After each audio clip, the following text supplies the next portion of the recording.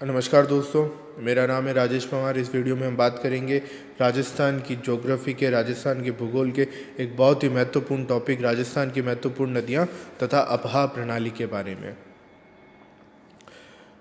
इस टॉपिक को स्टार्ट करने से पहले हम राजस्थान के कुछ महत्वपूर्ण तथ्यों के बारे में जानकारी प्राप्त करेंगे।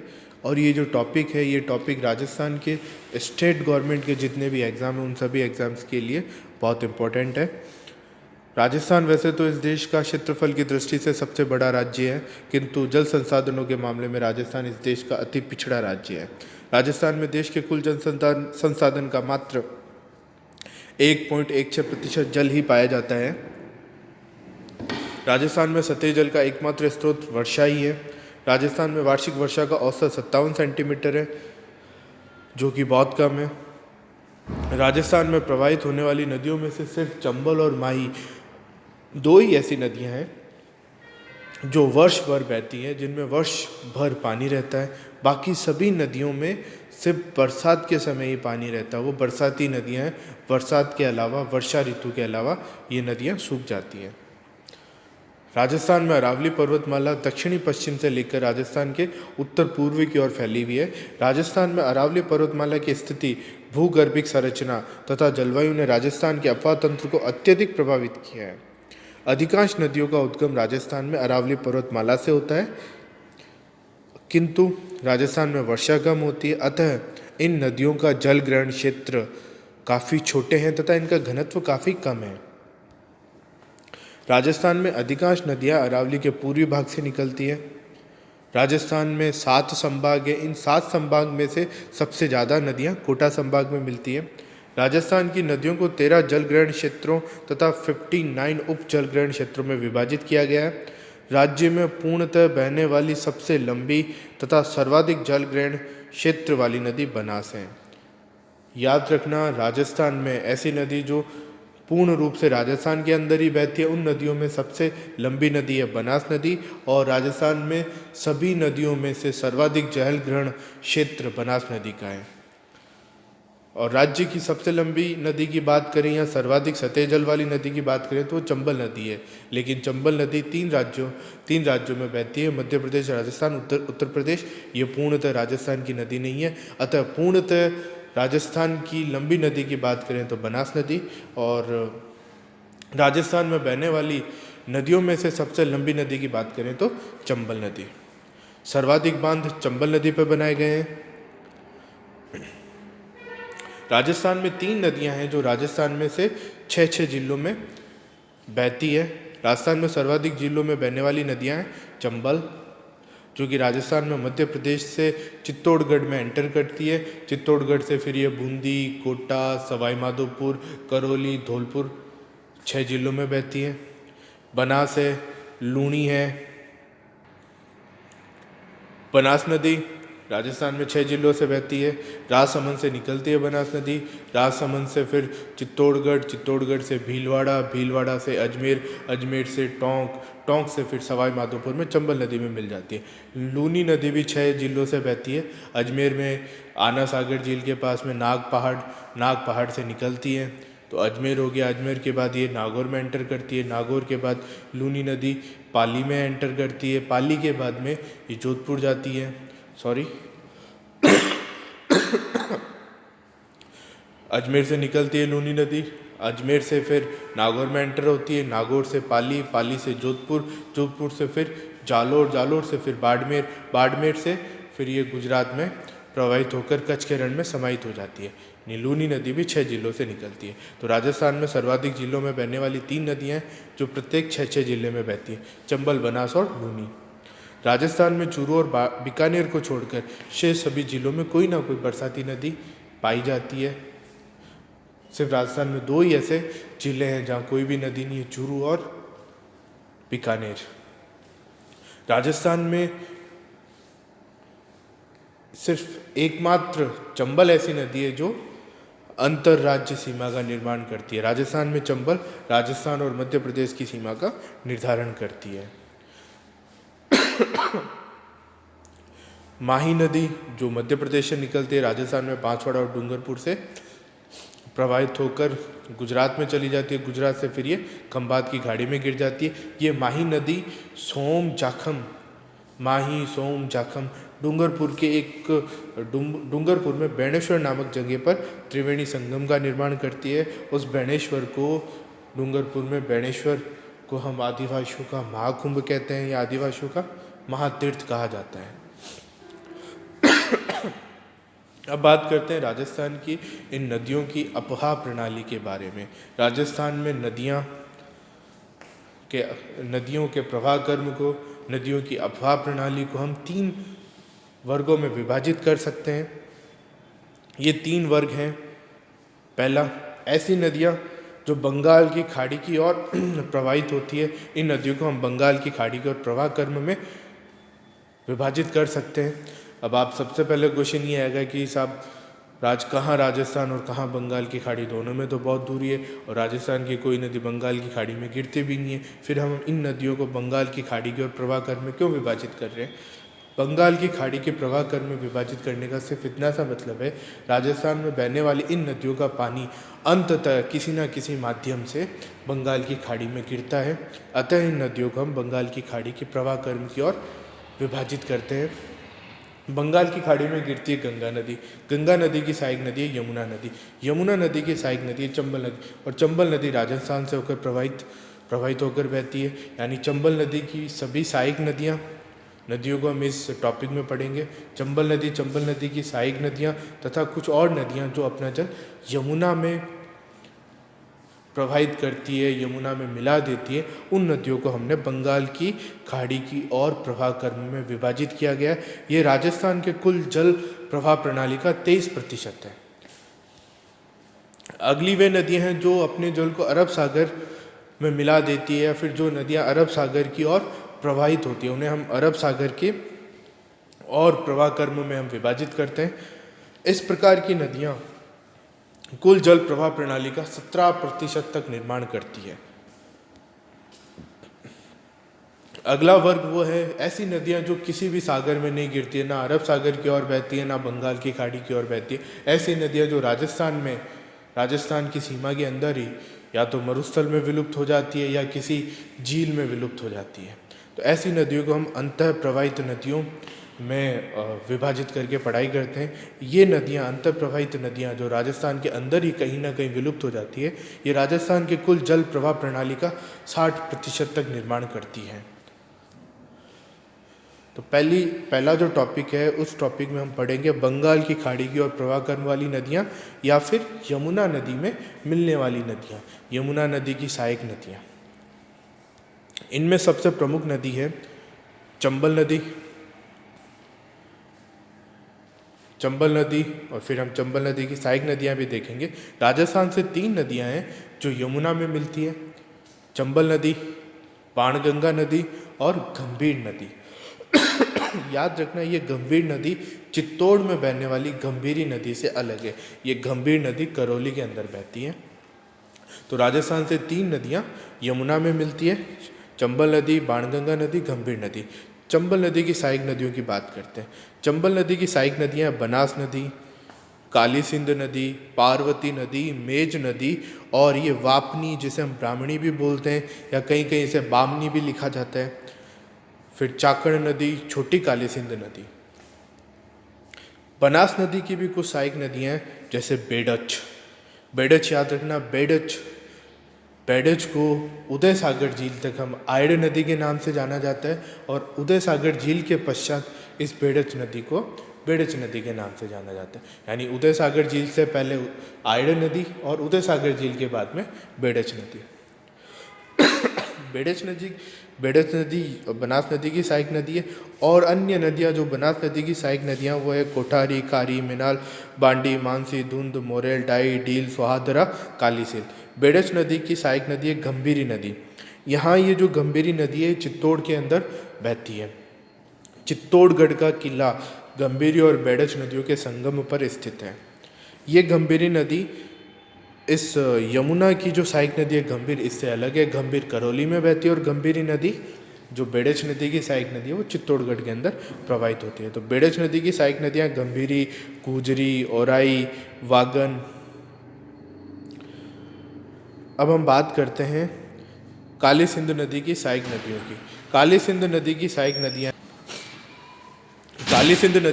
नदियाँ हैं परवन नदी, उजाड़ नदी, निवाज नदी, आहू नदी, आमझाड़ नदी, चोली जिसे हम चौली भी कहते हैं। पार्वती नदी की सहायक नदियाँ हैं अंधेरी, रेतरी, अहली, कूल। मेज नदी की सहायक नदियाँ बाजन, कुराल, मांगली। मांगली नदी को याद रखना, ये मेज नदी की सहायक नदी है। मांगली नदी पर भीमताल जलप्रपात स्थित है।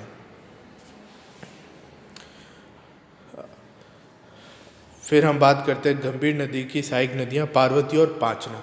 पांचना, ये 5 नदियों का 5 नदियों को हम सम्मिलित रूप से पांचना कहते हैं। हम इन 5 नदियों की भी आगे बात करेंगे कि पांचना में कौन कौन से 5 नदियाँ बहती है, और इनके पे एक बांध भी बना रखा है जिसे हम पांचना बांध कहते हैं। इससे पहले हम बात कर लेते हैं कि ये जो चंबल नदी की सहायक नदियाँ और जो चंबल नदी की सहायक नदियों की भी ये जो सहायक नदियाँ हैं, ये सभी नदियाँ एक तरीके से यमुना नदी की भी सहायक नदियाँ इनको बोल सकते हैं। जैसे बेड़द, गुजरी, औराई, वागन, ये बेड़ज की सहायक नदियाँ, तो ये बनास की भी सहायक नदियाँ हो जाएगी। तो और बनास, काली सिंध, पार्वती, मेज, इनकी जो सहायक नदियाँ वो चंबल नदी की भी सहायक नदियाँ हम कह सकते हैं।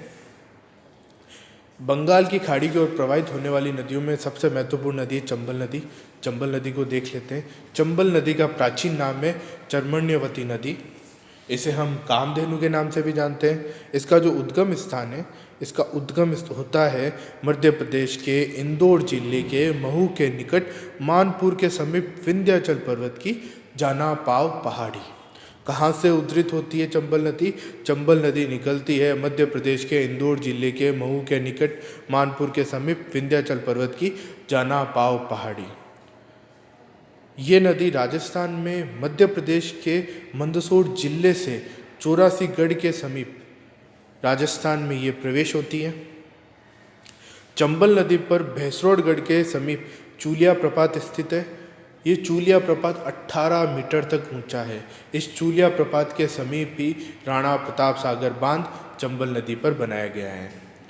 राजस्थान में प्रवेश के पश्चात ये चंबल नदी चित्तौड़गढ़ में प्रवेश हुई। चित्तौड़गढ़ से फिर ये कोटा और बूंदी की सीमा बनाने के पश्चात कोटा और सवाई माधोपुर की सीमा का निर्माण करती है। यानी चंबल नदी सबसे पहले चित्तौड़ में एंटर होगी 84 गढ़ के समीप। चित्तौड़गढ़ से फिर ये बूंदी जाएगी, बूंदी से कोटा, कोटा से सवाई माधोपुर से करौली, करौली से धौलपुर, और फिर यमुना में मिल जाती है इटावा के पास में उत्तर प्रदेश में। चंबल नदी पर सर्वाधिक बीहड़ पाए जाते हैं। सर्वाधिक राजस्थान में सवाई माधोपुर और धौलपुर के जो चंबल नदी के समीपवर्ती इलाके हैं वह अत्यधिक जल से अपर्दन के कारण बीहड़ बन गए हैं और सर्वाधिक बीहड़ चंबल नदी पर ही पाए जाते हैं। चंबल नदी राजस्थान के 6 जिलों में प्रवाहित होती है। ये जिले हैं चित्तौड़गढ़, कोटा, बूंदी, सवाई माधोपुर, करौली, धौलपुर। सवाई माधोपुर के पालिया से धौलपुर के पीनाहट तक राजस्थान तथा मध्य प्रदेश की सीमा चंबल नदी बनाती है। इसलिए राजस्थान की एकमात्र अंतरराज्यीय सीमा बनाने वाली नदी है चंबल नदी। चंबल नदी पर 4 बांधों का निर्माण किया गया है। ये बांध है गांधी सागर, जवाहर सागर बांध, राणा प्रताप सागर बांध और कोटा बैराज बांध। राणा प्रताप सागर बांध चूलिया प्रपात के पास में बनाया गया है। इस नदी का जो बहाव क्षेत्र है वो उत्खात स्थलाकृति का है। चंबल नदी उत्तर प्रदेश के इटावा के निकट यमुना में मिल जाती है। चंबल नदी का उद्गम होता है मध्य प्रदेश से फिर ये राजस्थान में आती है और राजस्थान से फिर ये उत्तर प्रदेश में इटावा नामक जगह पर यमुना में मिल जाती है। यानी 3 राज्यों से ये प्रवाहित होती है। चंबल नदी पर सर्वाधिक बांध बनाए गए। कोटा नगर चंबल नदी के किनारे पर बसा है। भैंसरोडगढ़ दुर्ग चंबल और बामनी, जो कि चंबल नदी की सहायक नदी है, के संगम पर बना है। भैंसरोडगढ़ दुर्ग चंबल नदी और बामनी नदी, जिसे ब्राह्मणी नदी भी बोलते हैं या वापनी नदी भी बोलते हैं, उनके संगम पर भैंसरोडगढ़ दुर्ग स्थित है। कोटा का किला गढ़ पैलेस कोटा दुर्ग चंबल नदी के किनारे पर स्थित है। राष्ट्रीय चंबल घड़ियाल अभ्यारण्य जवाहर सागर अभ्यारण्य चंबल नदी के निकट स्थित है। भैंसरोडगढ़ अभ्यारण्य चंबल तथा बामनी नदियों के संगम पर स्थित है। रामेश्वर घाट ये एक त्रिवेणी संगम है। इस त्रिवेणी संगम पर 3 नदियों का संगम होता है। वह 3 नदियाँ चंबल तथा चंबल की सहायक नदी बनास और सीप। ये 3 नदियाँ चंबल, बनास और सीप, इन तीनों नदियों का संगम होता है सवाई माधोपुर के रामेश्वर घाट नामक जगह पर। और रामेश्वर घाट को हम त्रिवेणी संगम बोलते हैं 3 नदियों का, चंबल, बनास और सीप। बनास नदी 3 त्रिवेणी संगम का निर्माण करती है, जिनमें से पहला त्रिवेणी संगम ही हमने पढ़ लिया, बनास, चंबल और सीप। अगला टॉपिक है चंबल नदी की महत्वपूर्ण सहायक नदी बनास नदी, जो पूर्णतः राजस्थान में बहने वाली नदियों में सबसे लंबी नदी है तथा राजस्थान में बहने वाली सभी नदियों में से सर्वाधिक जल ग्रहण क्षेत्र बनास नदी का है। ये चंबल नदी की सहायक नदी है। इसका जो उद्गम है वो राजस्थान के राजसमंद जिले में कुंभलगढ़ के निकट खमनोर की पहाड़ियाँ हैं। खमनोर अपन बोलते हैं हल्दी घाटी को भी हम खमनोर बोल देते हैं। तो ये खमनोर की पहाड़ियों से बनास नदी का उद्गम होता है। बनास को हम वन की आशा भी कहते हैं, ये इसका उपनाम है या दूसरा नाम है वन की आशा। बनास नदी राजस्थान के राजसमंद, चित्तौड़गढ़, भीलवाड़ा, अजमेर, टोंक में बहकर सवाई माधोपुर के रामेश्वर के निकट, जिसे हम रामेश्वर घाट बोलते हैं, रोड़ावद भी बोलते हैं, किन्हीं पुस्तकों में इसे रोड़ावद भी नाम दिया गया है, रोड़ावद जगह पर चंबल में मिल जाती है। यानी रामेश्वर घाट या फिर रोड़ावद दोनों एक ही जगह के नाम है। इस जगह पे 3 नदियों का संगम होता है, चंबल नदी और चंबल नदी की 2 सहायक नदियाँ बनास और सीप का। पूर्णतः राजस्थान में बहने वाली सबसे लंबी नदी, राजस्थान राज्य में बनास का जलग्रहण क्षेत्र सर्वाधिक है।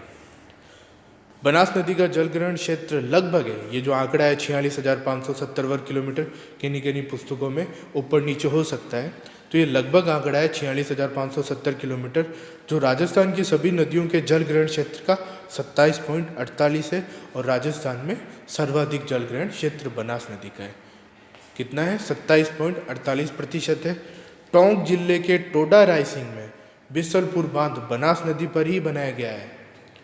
बिसलपुर बांध बनास नदी पर बनाया गया है। कहाँ बनाया गया है?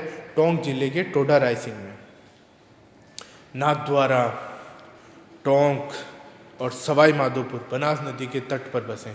नाथद्वारा राजसमंद में नाथद्वारा, टोंक जिला और सवाई माधोपुर जिला, ये तीनों शहर बनास नदी के किनारे बने हुए हैं। और बनास नदी पर महत्वपूर्ण बांध बनाया गया है, जिसे बिसलपुर बांध के नाम से जाना जाता है, टोंक के टोडा रायसिंह में। बनास नदी 3 त्रिवेणी संगम का निर्माण करती है, जो कि राजस्थान में किसी नदी द्वारा त्रिवेणी संगम निर्माण करने की जो नंबर की बात करें तो सर्वाधिक है। तो राजस्थान में बनास नदी सर्वाधिक त्रिवेणी संगमों का निर्माण करती है। इसमें सबसे पहले है बनास नदी निकलती है राजसमंद में, खमनोर की पहाड़ियों से निकलकर राजसमंद से फिर ये एंटर करती है चित्तौड़ में। चित्तौड़ के बाद में ये एंटर करती है भीलवाड़ा में।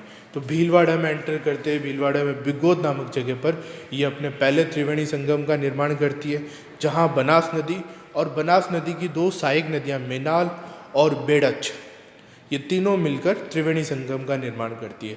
तो पहला त्रिवेणी संगम भीलवाड़ा जिले में बिगोद नामक जगह पर बनास की 2 सहायक नदियाँ मेनाल और बेड़च तीनों निर्माण करती है। उसके बाद भीलवाड़ा से बनास नदी गुजरती है अजमेर। अजमेर के बाद बनास नदी जाती है टोंक में। तो टोंक में राजमहल नामक जगह पर बनास नदी और बनास नदी की 2 सहायक नदियाँ डाई और खारी, ये तीनों नदियाँ मिलकर त्रिवेणी संगम का निर्माण करती है। तो बनास नदी का दूसरा त्रिवेणी संगम हो जाएगा टोंक में राजमहल नामक जगह पर, जहाँ बनास और बनास नदी की 2 सहायक नदियाँ डाई और खारी त्रिवेणी संगम का निर्माण करती है। तीसरा त्रिवेणी संगम का निर्माण होता है जहाँ बनास नदी चंबल में समाहित हो जाती है। टोंक के पश्चात बनास नदी जाती है सवाई माधोपुर में। सवाई माधोपुर में रामेश्वर नामक जगह पर, जिसे हम किन्हीं पुस्तकों में रोड़ावद भी लिखा हुआ है, रोड़ावद में या रामेश्वर घाट पर बनास नदी चंबल नदी में मिल जाती है। और चंबल नदी की एक और सहायक नदी सीप नदी, चंबल में मिल जाती है। तो चंबल, बनास, सीप तीनों मिलकर त्रिवेणी का निर्माण करती है। बनास नदी में कोठारी, खारी, डाई, डील, सुहादरा, मोरेल और कालीसील ये बाईं तरफ से मिलती है। और बनास में दाईं तरफ से मिलने वाली नदियां बेड़च और मेनाल। बेड़च और मेनाल नदी बनास में भीलवाड़ा के निकट बिगोद में मिलती है। अगली जो नदी है बेड़च नदी, जो बनास की सहायक नदी है। बेड़च नदी को दो नामों से जाना जाता है। उदय सागर झील तक हम इसे कहते हैं आयड़, और उदय सागर झील के पश्चात इसे हम बोलते हैं बेड़च। बनास नदी की सहायक नदी है। इसका जो उद्गम होता है वो उदयपुर के उत्तर में गोगुंदा की पहाड़ियों से ये उद्धृत होती है, निकलती है। प्रारंभ में इसे आयड़ नदी कहा जाता है। अपने उद्गम स्थान उदयपुर के गोगुंदा की पहाड़ियों से लेकर उदयपुर में स्थित उदय सागर झील तक इसे आयड़ नदी के नाम से जाना जाता है, और उदय सागर झील के पश्चात इसे बेड़च नदी के नाम से जाना जाता है। बेड़च नदी राजस्थान के उदयपुर, चित्तौड़गढ़ तथा भीलवाड़ा में बहती है।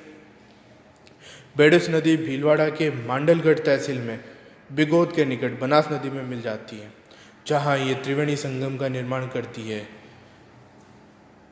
क्योंकि यहीं पर बनास में बेड़च भी मिलती है और मेनाल भी मिलती है। तो बनास, बेड़च और मेनाल नदियाँ, तीनों नदियाँ मिलकर त्रिवेणी का निर्माण करती है।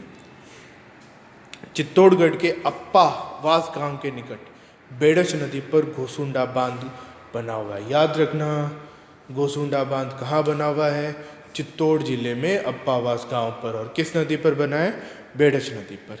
बेड़च नदी की सहायक नदियाँ गंभीरी महत्वपूर्ण है, क्योंकि गंभीरी नदी और बेड़च नदी के संगम पर चित्तौड़गढ़ के किले का निर्माण हो रखा है। दूसरी गुजरी, ओराई, आरी, वागन, गोमती। बेड़च और गंभीरी नदी के संगम पर चित्तौड़गढ़ दुर्ग स्थित है। बनास नदी में बेड़च नदी दाईं ओर से मिलती है। औराई नदी पर, जो कि बेड़च नदी की सहायक नदी है, औराई नदी पर चित्तौड़गढ़ जिले में एक बांध का निर्माण किया गया है, और इस बांध को हम बोलते हैं औराई सिंचाई परियोजना। इस बांध से चित्तौड़गढ़ जिले और भीलवाड़ा जिले के कुछ गांवों में सिंचाई की जाती है। अगली नदी जो हम पढ़ रहे हैं वो गंभीरी नदी है।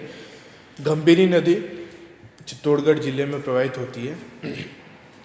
ये नदी करौली में बहने वाली गंभीर नदी से अलग है। गंभीर नदी यमुना की सहायक नदी और गंभीरी नदी बेड़च की सहायक नदी है, यानी कि बनास की सहायक नदी है। गंभीरी नदी का जो उद्गम स्थान है वो है मध्य प्रदेश में जावद की पहाड़ियाँ। ये मध्य प्रदेश में जावद से निकलती है। बेड़च नदी की सहायक नदी है। चित्तौड़गढ़ में बहते हुए बेड़च नदी में मिल जाती है। बेड़च और गंभीरी नदी के संगम पर चित्तौड़गढ़ दुर्ग का निर्माण किया गया है। अगली नदी है कोठारी नदी। कोठारी नदी बनास नदी की सहायक नदी है और बनास नदी में बाईं तरफ से मिलती है। कोठारी नदी राजसमंद जिले में देवगढ़ के समीप, जिसे हम किसी पुस्तकों में दिवेर लिखा हुआ है और किसी में देवास लिखा हुआ है, वहाँ से निकलती है। दिवेर या देवास से, जो राजसमंद जिले में देवगढ़ के अंतर्गत आते हैं। वहाँ से निकलने के पश्चात ये राजस्थान के 3 जिलों राजसमंद, उदयपुर और भीलवाड़ा में बहती हैं। भीलवाड़ा में मांडलगढ़ के समीप बनास नदी में मिल जाती हैं। भीलवाड़ा शहर कोठारी नदी के तट पर बना हुआ है। कोठारी नदी पर निर्मित मेजा बांध से भीलवाड़ा शहर को पेयजल की आपूर्ति की जाती है। तो कोठारी नदी में 2 चीज़ें याद रखना, ये एक तो भीलवाड़ा नगर कोठारी नदी के तट पर बना हुआ है, और कोठारी नदी पर एक मेजा बांध का निर्माण किया गया है, जिससे भीलवाड़ा शहर को पेयजल की आपूर्ति की जाती है। और कोठारी नदी बनास नदी की सहायक नदी है। ये निकलती है राजसमंद में देवगढ़ के समीप दिवेर या देवास से। अगली नदी है खारी नदी। खारी नदी बनास नदी की सहायक नदी है। बनास की सहायक नदी है। बनास नदी में बाईं तरफ से मिलती है। इसका जो उद्गम स्थान है वो राजसमंद जिले के देवगढ़ तहसील में बिजराल गांव की पहाड़ियाँ हैं। खारी नदी पर खारी बांध बना हुआ है। खारी बांध भीलवाड़ा जिले में बना हुआ है। खारी नदी के तट पर गुलाबपुरा, विजयनगर, आसिंद, ये तीनों नगर भीलवाड़ा में। गुलाबपुरा, विजयनगर, आसिंद तीनों भीलवाड़ा में। ये तीनों नगर खारी नदी के तट पर बने हुए हैं। खारी नदी पे खारी बांध बना हुआ है। जो भीलवाड़ा में खारी नदी राजसमंद, भीलवाड़ा, अजमेर और टोंक में बहते हुए टोंक के देवली के समीप राजमहल के पास बनास नदी में मिल जाती है, जहाँ पे फिर एक और त्रिवेणी संगम का निर्माण होता है। बनास नदी का दूसरा त्रिवेणी संगम बनास, खारी और डाई नदी मिलकर बनाती है। अगली है बनास नदी की अन्य सहायक नदियाँ। मानसी नदी, मानसी नदी की बात करें तो मानसी नदी खारी नदी की सहायक नदी है, खारी नदी की सहायक नदी है, अतः हम इसे बोल सकते हैं कि मानसी नदी बनास नदी की सहायक नदी है। तो मानसी नदी खारी नदी की सहायक नदी है। बनास नदी की ये जो सहायक नदी है मानसी, इसका उद्गम स्थान है किशनगढ़, अजमेर। ये किशनगढ़ से निकलने के बाद अजमेर टोंक में बहते हुए टोंक में बनास नदी में मिल जाती है। बांडी नदी, यहाँ बांडी नदी याद रखना, ये बांडी आगे भी आएगा, जो पाली शहर है वो बांडी नदी के किनारे बसा है। ये बांडी नदी उस पाली शहर वाली बांडी नदी से अलग है। तो बांडी और सुहाद्रा नदी मानसी नदी की सहायक नदियाँ हैं। अगली नदी है मोरेल नदी ही। इसका उद्गम होता है जयपुर की बस्सी तहसील की चैनपुरा गांव की पहाड़ियों से। जयपुर की बस्सी तहसील की चैनपुरा गांव की पहाड़ियों से इस पर मोरेल बांध का निर्माण किया गया है, मोरेल नदी पर। टोंक जिले में बनास नदी में मिल जाती है। ढूंढ या ढूंढ नदी मोरेल नदी की सहायक नदी है। ढूंढ मोरेल की सहायक नदी है, इसलिए हम बोल सकते हैं ढूंढ या ढूंढ बनास नदी की भी सहायक नदी है। बनास की अन्य सहायक नदियाँ कालीसील नदी, जिसका उद्गम होता है सपोटरा करौली से। दूसरी नदी है डाई नदी, जो त्रिवेणी का निर्माण करती है, बनास, खारी और डाई, टोंक में राजमहल नामक जगह पर। इसका उद्गम होता है नसीराबाद, अजमेर से। सुहाद्रा नदी, जो कि मानसी नदी की सहायक नदी है, इसका उद्गम होता है अजमेर से। फिर है ढील नदी, ये बावली गांव नामक जगह पर टोंक शहर में बावली गांव नामक जगह से निकलती है ढील नदी। अगली नदी है काली सिंध नदी। हमने अभी तक बात की चंबल नदी की सहायक नदियाँ बनास नदी और बनास नदी की सहायक नदियों की बात की। अब हम बात कर रहे हैं चंबल नदी की एक और महत्वपूर्ण सहायक नदी काली सिंध नदी की। काली सिंध नदी भी मध्य प्रदेश से निकलती है, चंबल नदी की सहायक नदी है, और इसका जो उद्गम स्थान है वो मध्य प्रदेश के देवास जिले के बागली गांव। काली सिंध नदी मध्य प्रदेश के देवास जिले के बागली गांव से निकलती है। काली सिंध नदी राजस्थान में भीलवाड़ा जिले के रायपुर के निकट राजस्थान में प्रवेश करती है। उद्गम स्थान है मध्य प्रदेश के देवास जिले के बागली गांव में, और राजस्थान में एंटर होती है झालावाड़ शहर के रायपुर के निकट।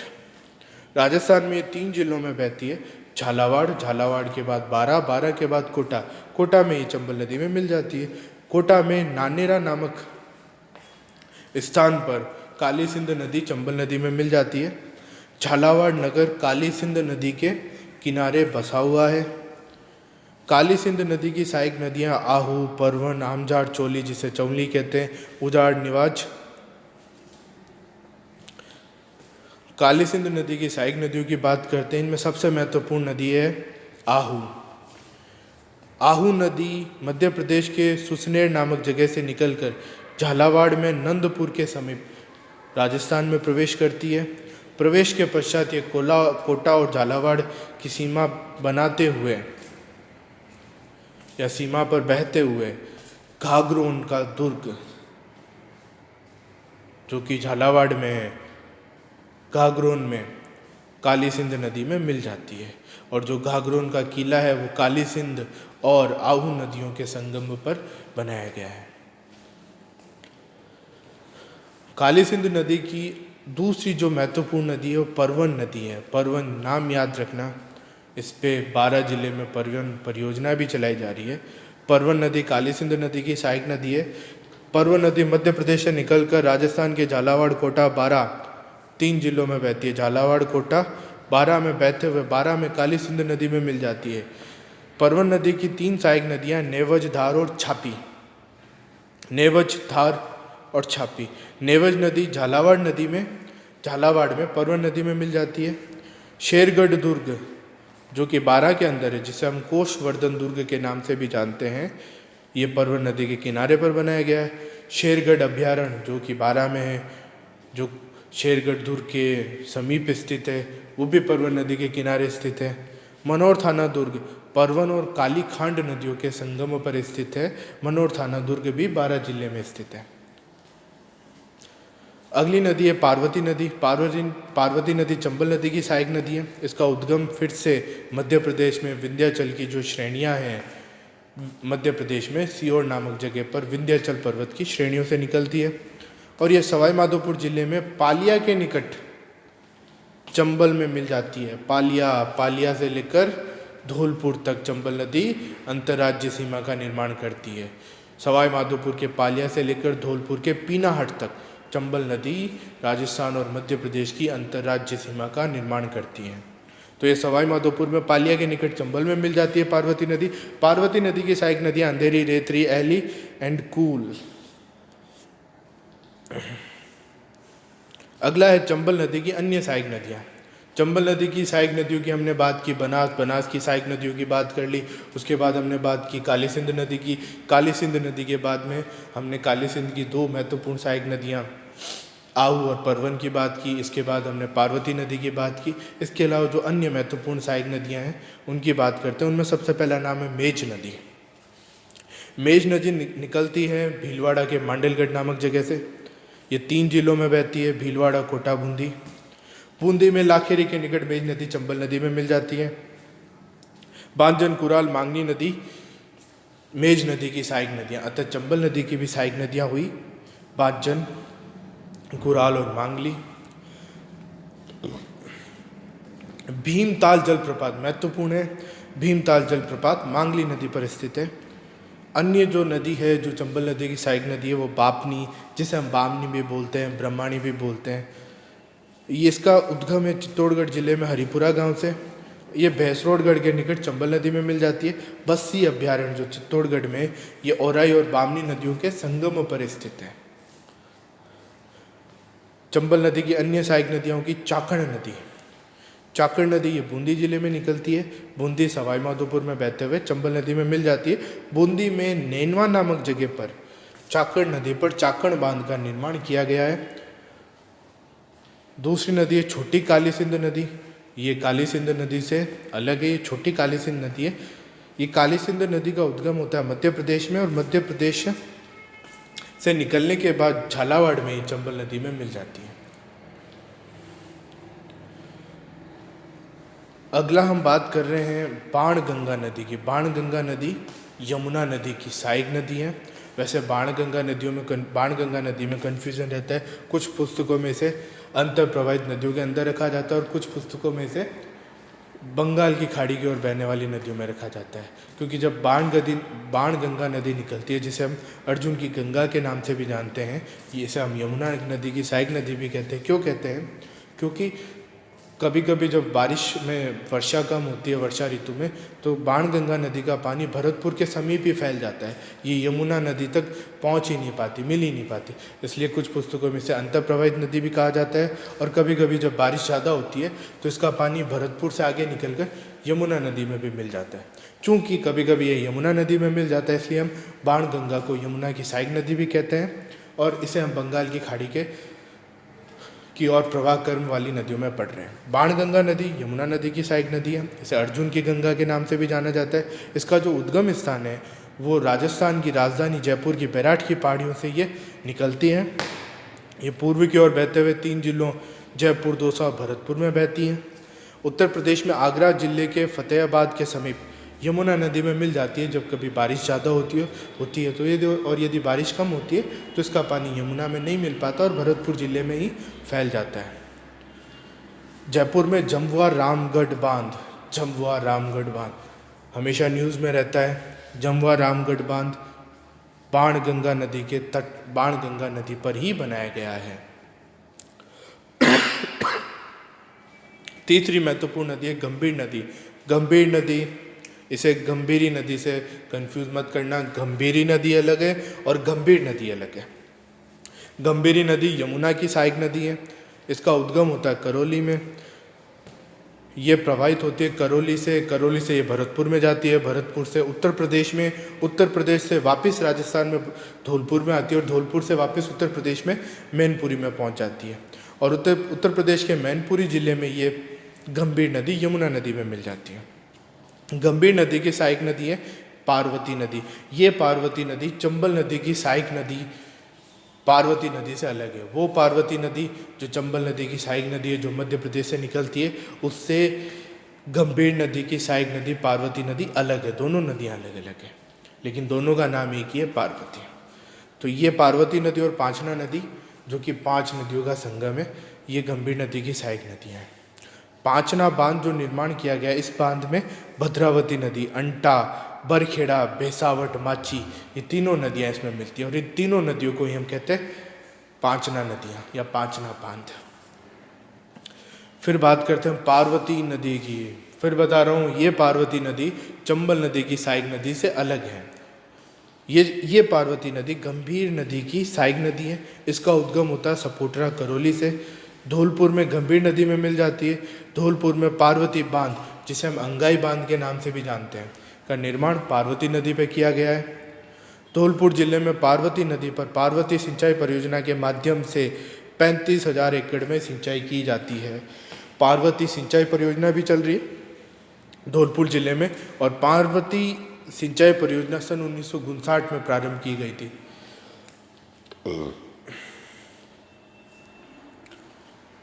अगला टॉपिक है, अभी तक हमने पढ़ा बंगाल की खाड़ी की और प्रवाह कर्म वाली नदियाँ, जिसमें हमने चंबल नदी की सहायक नदियाँ, बनास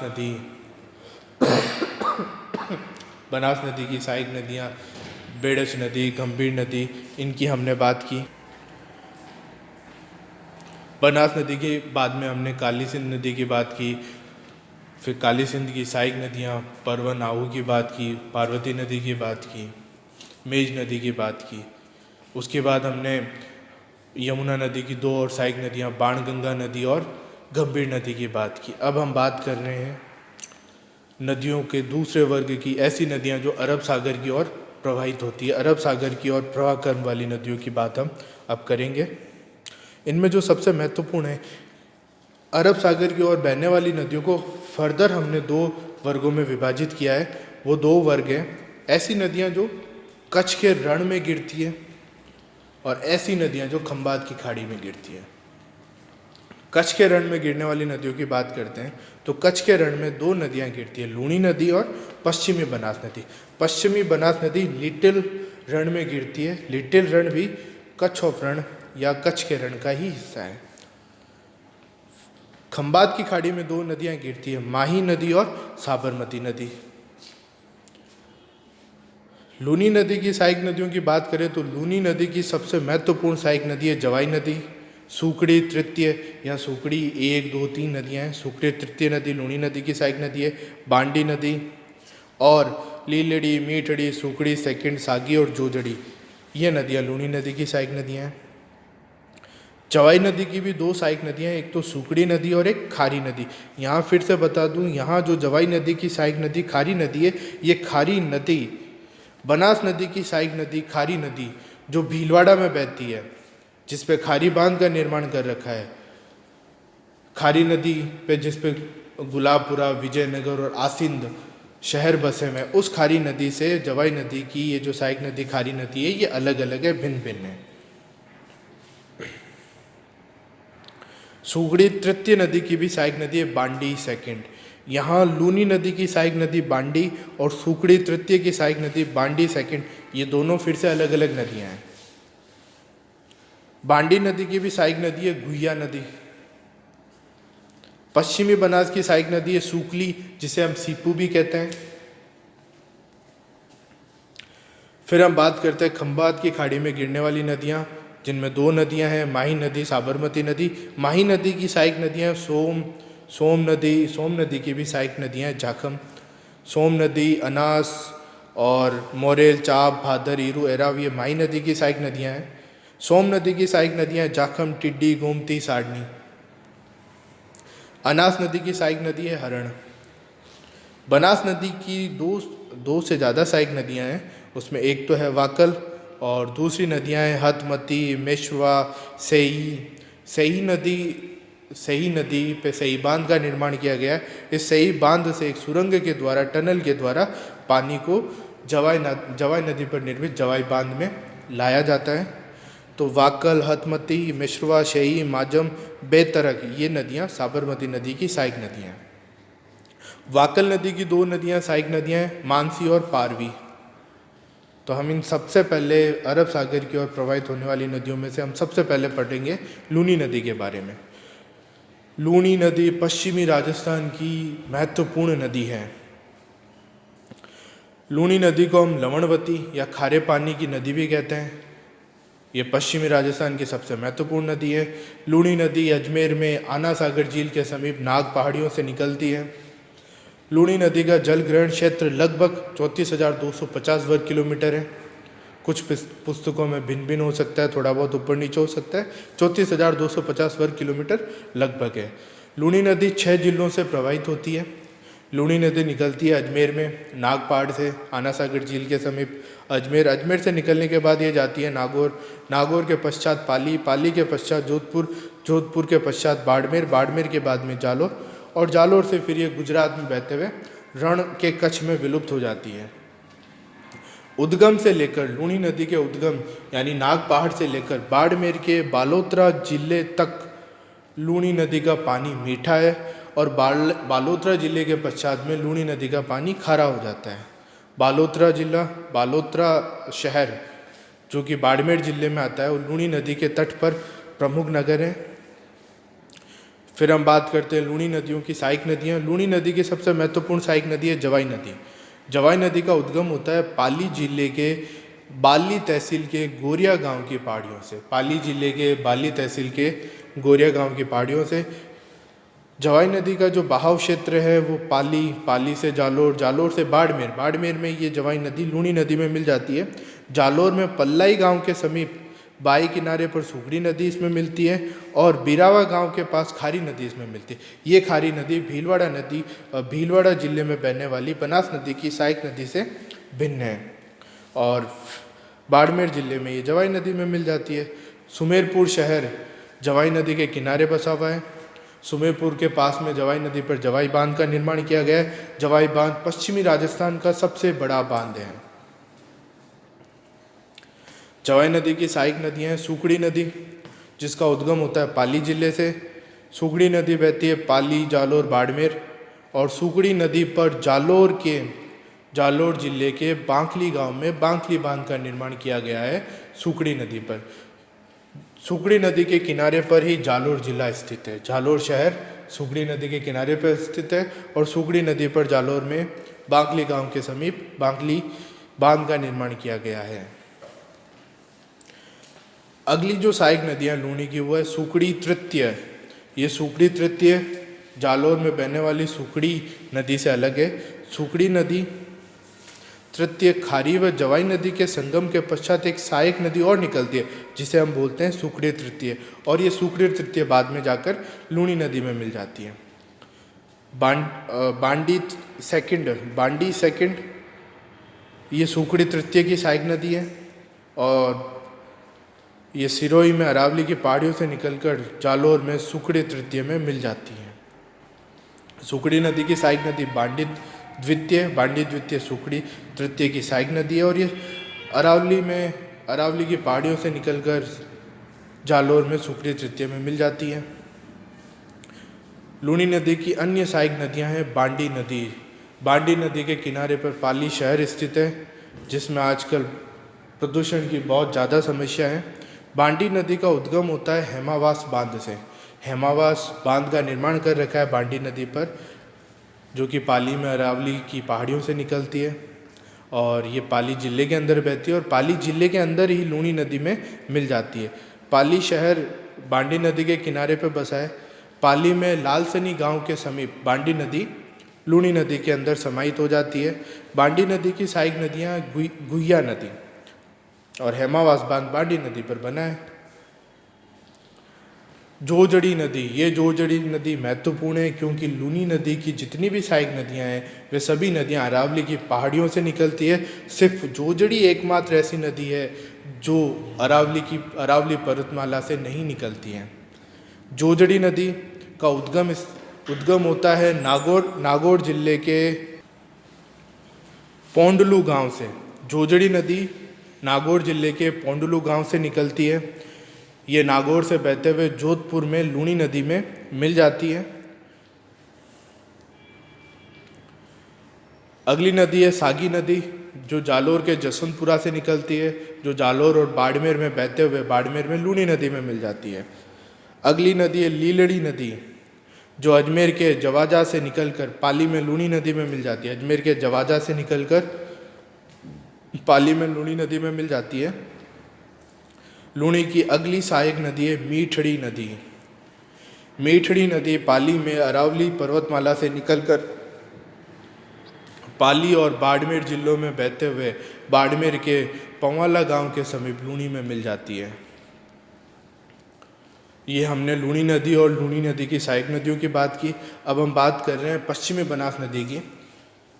पश्चिमी बनास नदी का जो उद्गम स्थान है वो है राजस्थान में सिरोही के दक्षिण में नया सानवारा गांव। पश्चिमी बनास सिरोही के नया सानवारा गांव से निकलती है। पश्चिमी बनास सिरोही से बहते हुए गुजरात के अंदर एंटर करती है और गुजरात में बहते हुए ये लिटिल रण, जो कच्छ के रण का ही हिस्सा है, उसमें विलुप्त हो जाती है। पश्चिमी बनास नदी के तट पर गुजरात में एक महत्वपूर्ण नगर बसाया गया है जिसे अपन बोलते हैं डीसा। तो डीसा नगर गुजरात में पश्चिमी बनास नदी के तट पर बना है। पश्चिमी बनास नदी की एक सहायक नदी है सूकली, जिसे हम सीपू भी कहते हैं। और इस पश्चिमी बनास नदी में राजस्थान के सिरोही जिले में स्वरूपगंज के समीप पश्चिमी बनास बांध का निर्माण किया गया है। ये दो नदियां जो हमने पढ़ी, लूनी नदी और पश्चिमी बनास नदी, ये दोनों नदियां कच्छ के रण में गिरती हैं। लूनी नदी कच्छ के रण में गिरती है और पश्चिमी बनास नदी लिटिल रण में गिरती है। अब हम बात कर रहे हैं माही नदी की। माही नदी मध्य प्रदेश से निकलती है और राजस्थान में बहते हुए गुजरात में प्रवेश करती है। गुजरात से फिर ये खंबात की खाड़ी में गिर जाती है। माही नदी निकलती है मध्य प्रदेश के धार जिले के सरदारपुरा के निकट विंध्याचल की पहाड़ियों में स्थित एक महद झील से। मध्य प्रदेश के धार जिले के सरदारपुरा के निकट विंध्याचल पर्वतमाला की पहाड़ियों में स्थित महद झील से माही नदी का उद्गम होता है। माही नदी मध्य प्रदेश में उत्तर की ओर बहते हुए राजस्थान में बांसवाड़ा जिले के खाटू के निकट राजस्थान में प्रवेश करती है। बांसवाड़ा जिले के खाटू नामक स्थान से ये राजस्थान में प्रवेश करती है। राजस्थान में माही नदी उत्तर की ओर बहते हुए नरवाली नामक जगह पर, यानी राजस्थान में एंटर करती है बांसवाड़े के खाटू से। बांसवाड़े के खाटू से नरवाली तक ये माही नदी उत्तर की ओर बहती है और नरवाली के पश्चात ये नदी दक्षिण पश्चिम में मुड़ते हुए बांसवाड़ा डूंगरपुर जिले की सीमा बनाते हुए गुजरात में चली जाती है। बांसवाड़ा के बोरखेड़ा नामक जगह पर इस नदी पर माही बजाज सागर बांध का निर्माण किया गया है। गुजरात में इस माही नदी पर कडाणा बांध का निर्माण किया गया है। माही नदी 3 राज्यों में से बहती है, मध्य प्रदेश, राजस्थान, गुजरात, और इन तीनों राज्यों में से बहते हुए ये खंबात की खाड़ी में गिर जाती है। माही नदी कर्क रेखा को 2 बार काटती है, क्योंकि राजस्थान में बांसवाड़ा और डूंगरपुर से कर्क रेखा गुजरती है। माही नदी मध्य प्रदेश राज्य से राजस्थान में बांसवाड़ा जिले के खाटू से उत्तर की ओर नरवाली तक बहती है, तब एक बार कर्क रेखा को ये पार करती है। नरवाली के पश्चात ये अपना बहाव दक्षिणी पश्चिम की ओर करती है और गुजरात में चली जाती है। तो नरवाली से वापस जब दक्षिणी पश्चिम की ओर ये डूंगरपुर और बांसवाड़े की सीमा बनाते हुए कर्क रेखा को दूसरी बार पार करती है। तो माही नदी एकमात्र ऐसी नदी है राजस्थान की जो कर्क रेखा को 2 बार काटती है या फिर 2 बार पार करती है। माही नदी के प्रवाह क्षेत्र को हम 56 का मैदान कहा जाता है। इस माही नदी को हम दक्षिणी राजस्थान की स्वर्ण रेखा भी कहते हैं और इसे वागड़ और कांठल की गंगा भी कहा जाता है। माही नदी को 3 उपनाम से जाना जाता है, वागड़, कांठल की गंगा, वागड़ की गंगा या कांठल की गंगा, या फिर दक्षिणी राजस्थान की स्वर्ण रेखा। राजस्थान में डूंगरपुर के समीप वैणेश्वर नामक स्थान पर माही नदी और माही नदी की सहायक नदियाँ सोम और सोम की सहायक नदी जाखम, माही, सोम, जाखम, ये तीनों राजस्थान के डूंगरपुर जिले के बेणेश्वर नामक जगह पर मिलती है। वहाँ त्रिवेणी संगम का निर्माण करती है और ये त्रिवेणी संगम आदिवासियों का कुंभ कहलाता है। यहाँ प्रतिवर्ष आदिवासियों का मेला लगता है। ये राजस्थान का चौथा त्रिवेणी संगम है। 3 त्रिवेणी संगम का निर्माण बनास नदी करती है और चौथे का निर्माण माई सोम जाखम करती है। अब हम बात कर लेते हैं माही नदियों की सहायक नदियों के बारे में। माही नदी की सबसे महत्वपूर्ण सहायक नदी है सोम नदी। सोम नदी उदयपुर जिले में खैरवाड़ा तहसील के ऋषभदेव के समीप बावलवाड़ा के निकट बिच्छामेड़ा की पहाड़ियों से निकलती है। सोम नदी बिच्छामेड़ा की पहाड़ियों से निकलती है जो बावलवाड़ा नामक जगह पर स्थित है। बावलवाड़ा ऋषभदेव के समीप खैरवाड़ा तहसील में उदयपुर जिले में स्थित है। सोम नदी और सोम नदी की सहायक नदी जाखम नदी, ये दोनों नदियाँ डूंगरपुर जिले में बेणेश्वर नामक जगह पर मिल जाती है और त्रिवेणी संगम का निर्माण करती है। जाखम नदी, गोमती नदी, टिड्डी, सारनी, सोम, जाखम, गोमती, टिड्डी, सारनी नदियाँ सोम नदी की सहायक नदियाँ हैं। और डूंगरपुर जिले में सोम नदी के किनारे पर देव सोमनाथ का मंदिर स्थित है। अगली नदी है जाखम नदी, जो माही नदी की सहायक नदी है क्योंकि ये सोम नदी की सहायक नदी है। तो जाखम नदी राजस्थान में प्रतापगढ़ जिले में छोटी सादड़ी के जाखमिया गांव से निकलती है। ये सोम और माही नदी की सहायक नदी है और ये जाखम नदी डूंगरपुर में बेणेश्वर के निकट सोम और माही नदी में मिल जाती है, जहाँ त्रिवेणी का निर्माण होता है, त्रिवेणी संगम का निर्माण होता है। प्रतापगढ़ के अनूपपुरा के निकट इस नदी पर एक बांध का निर्माण किया गया जिसे हम जाखम बांध के नाम से जाना जाता है। ये जाखम बांध राजस्थान का सबसे ऊंचा बांध है। इस बांध की ऊंचाई है 81 मीटर। माही नदी की अन्य सहायक नदियों में से महत्वपूर्ण नदी है अनास नदी। अनास नदी विंध्याचल की पहाड़ियों से निकलती है मध्य प्रदेश में आम्बेर में। मध्य प्रदेश के आम्बेर की विंध्याचल की पहाड़ियों से अनास नदी का उद्गम होता है। ये बांसवाड़ा डूंगरपुर में बहते हुए डूंगरपुर जिले में माही नदी में मिल जाती है। अनास की सहायक नदी है हरण नदी। माही नदी की अन्य सहायक नदी है मोरे नदी। इसका उद्गम होता है डूंगरपुर की पहाड़ियों से और डूंगरपुर जिले में ये माही नदी में मिल जाती है। अगली नदी है साबरमती नदी, जो खंभात की खाड़ी में गिरती है। साबरमती नदी राजस्थान की तो महत्वपूर्ण नहीं है, लेकिन गुजरात की बहुत महत्वपूर्ण नदी है क्योंकि गुजरात की राजधानी गांधीनगर साबरमती के किनारे ही स्थित है।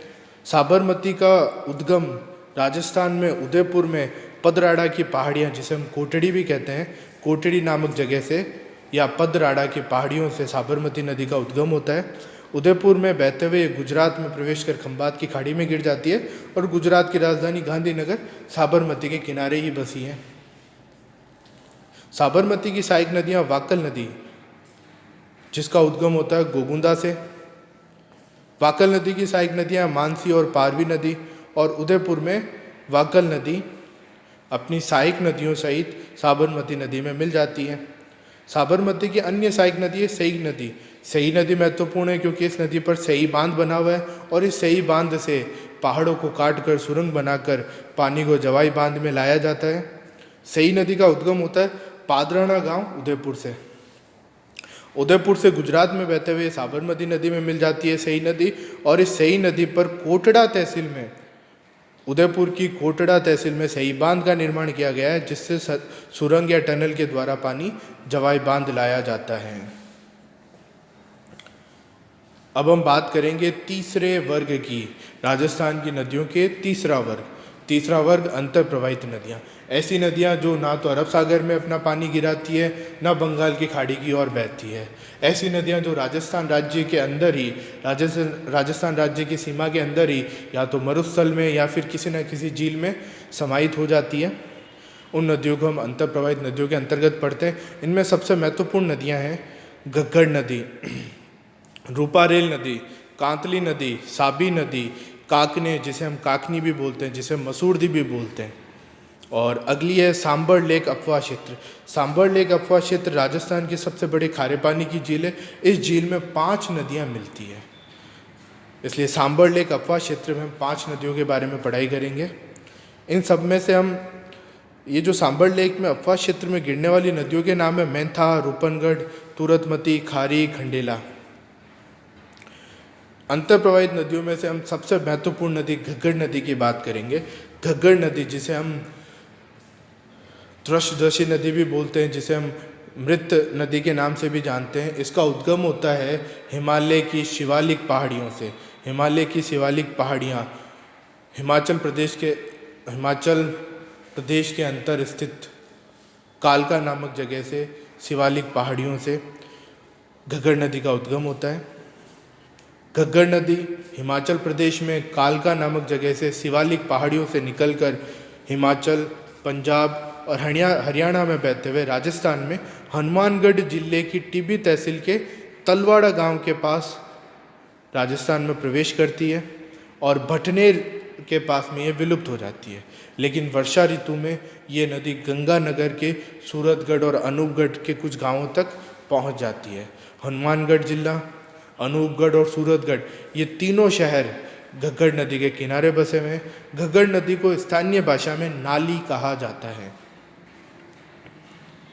कभी कभी वर्षा ऋतु में इस नदी का पानी पाकिस्तान के बवालपुर तक पहुंच जाता है, जिसे पाकिस्तान में हखरा के नाम से जाना जाता है। हनुमानगढ़, सूरतगढ़, अनूपगढ़ घग्गर नदी के तट पर बसे हैं। घग्गर नदी हनुमानगढ़ और श्री गंगानगर जिले की एकमात्र नदी है। अगली नदी की हम बात करेंगे कांतली नदी। कांतली नदी महत्वपूर्ण इसलिए क्योंकि प्राचीन काल में गणेश्वर सभ्यता का विकास इसी नदी के तट पर हुआ था।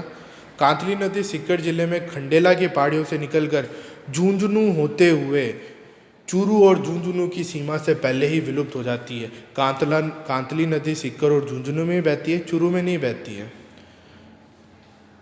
इस नदी के बहाव क्षेत्र को हम तोरावाटी कहते हैं। कांतली नदी झुंझुनू जिले की एकमात्र नदी है। अगली नदी है रूपारेल नदी। रूपारेल नदी का उद्गम होता है उदयनाथ पहाड़ी, अलवर और भरतपुर के कुशलपुर गांव में विलुप्त हो जाती है।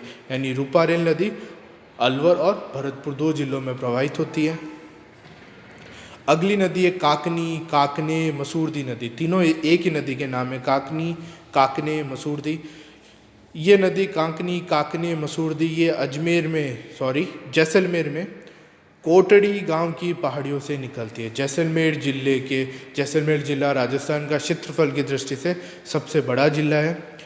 तो जैसलमेर के कोटड़ी गांव की पहाड़ियों से निकलती है मसूरदी नदी, और ये नदी जैसलमेर में ही कहीं मरुस्थल में विलुप्त हो जाती है, लेकिन कभी कभी वर्षा ऋतु में इसका पानी बुझ झील तक पहुंच जाता है।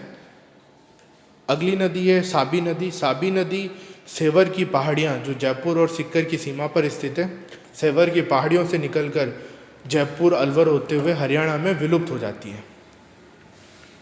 अगला है सांबर झील अफवाह तंत्र। सांबर झील में 5 नदियाँ गिरती है, जिसमें है मेंथा, रूपनगढ़, तुरतमती, खारी व खंडेला नदियाँ, और कुछ छोटे छोटे नाले भी सांबर झील में गिरते हैं। मेंथा नदी का उद्गम होता है जयपुर के मनोहरपुर से।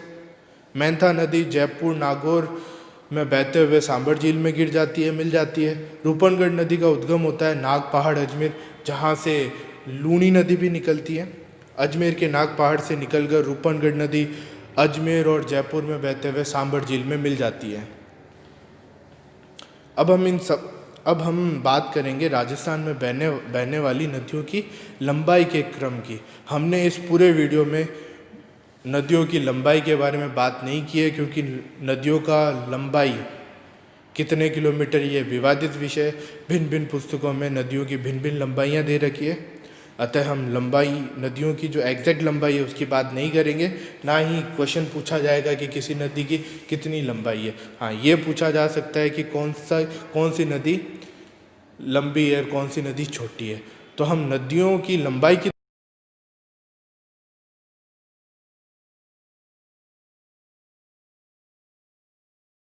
उसके बाद है माही नदी, फिर है तीसरे नंबर पर बनास नदी।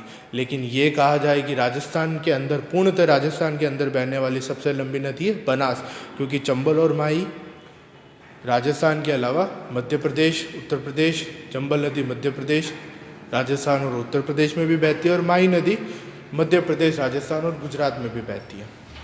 अतः चंबल और माही पूर्णतः राजस्थान में नहीं बहती है।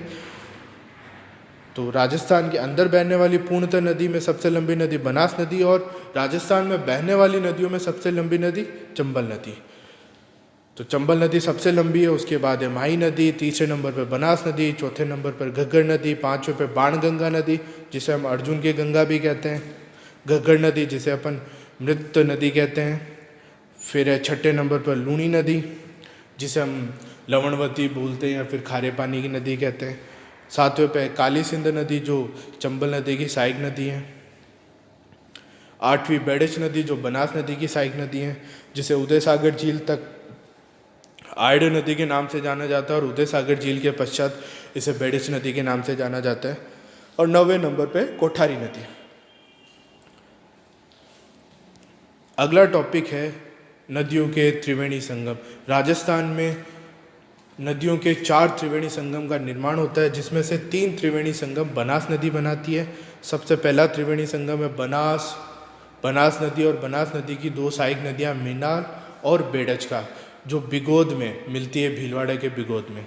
दूसरा है हमारा माही सोम जाखम जो बेणेश्वर में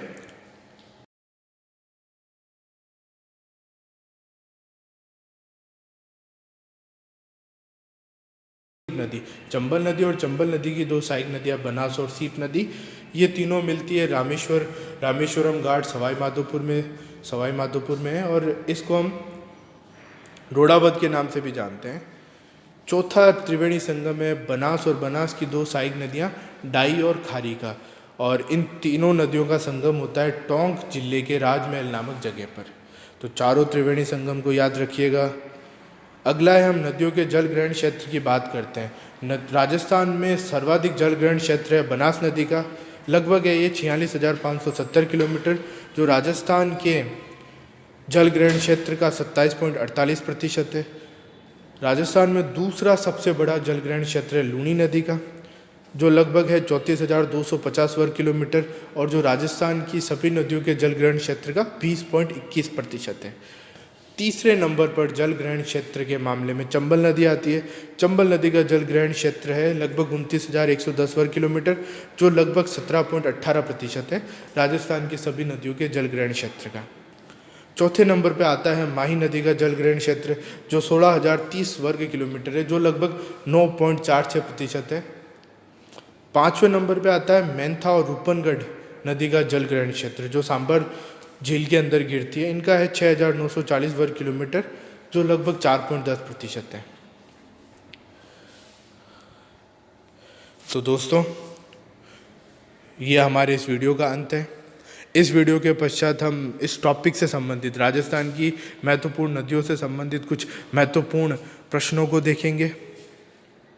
तो हमारे साथ बने रहिए। यदि आपको ये वीडियो पसंद आए तो हमारे इस वीडियो को लाइक कीजिए, अपने दोस्तों के साथ शेयर कीजिए, और हमारे इस